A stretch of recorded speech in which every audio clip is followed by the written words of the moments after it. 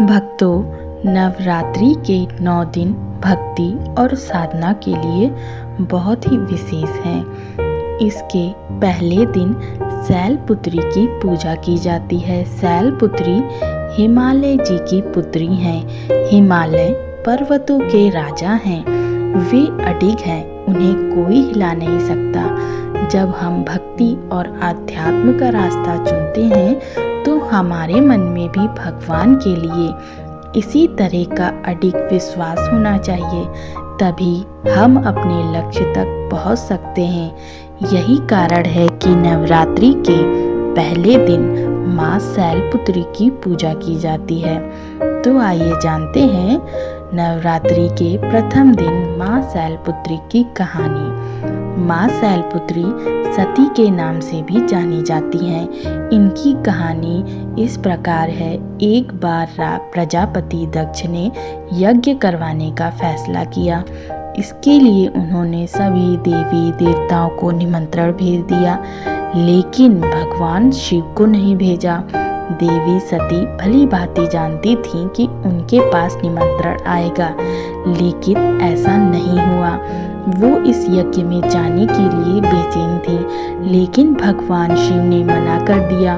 उन्होंने कहा कि यज्ञ में जाने के लिए उनके पास कोई भी निमंत्रण नहीं आया और इसलिए वहां जाना उचित नहीं है। सती नहीं मानी और बार बार यज्ञ में जाने का आग्रह करती रही। सती के ना मानने की वजह से शिव जी को उनकी बात माननी पड़ी और अनुमति दे दी। सती जब अपने पिता प्रजापति दक्ष के यहाँ पहुंची तो देखा कि कोई भी उनसे आदर और प्रेम के साथ बातचीत नहीं कर रहा। सारे लोग मुंह फेरे हुए हैं और सिर्फ उनकी माता ने उन्हें स्नेह से गले लगाया। उनकी बाकी बहनें उनका उपहास उड़ा रही थीं और सती के पति भगवान शिव को भी तिरस्कृत कर रही थी। स्वयं दक्ष ने भी अपमान करने का मौका ना छोड़ा।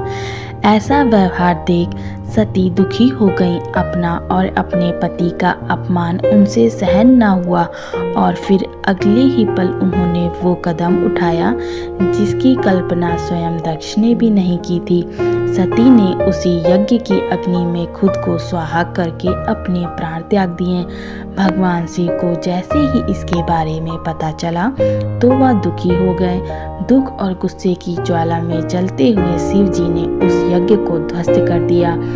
इसी सती ने फिर हिमालय के यहाँ जन्म लिया और वह जन्म लेने की वजह से इनका नाम शैलपुत्री पड़ा।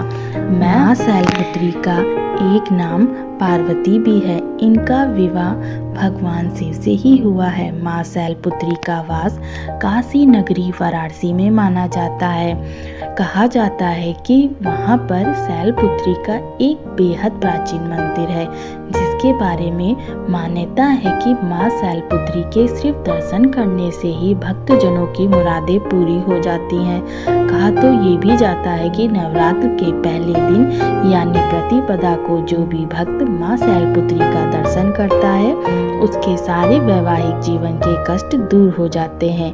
माँ शैलपुत्री का वाहन वृषभ है, इसलिए उन्हें वृषारूढ़ा भी कहा जाता है। इनके बाएं हाथ में कमल और दाएं हाथ में त्रिशूल है। आशा है आपको ये वीडियो पसंद आई होगी। अगर वीडियो पसंद आई हो तो वीडियो को लाइक कर दें और अगर मेरे चैनल पर नए आए हैं तो चैनल को सब्सक्राइब कर दें। जय माँ दुर्गे।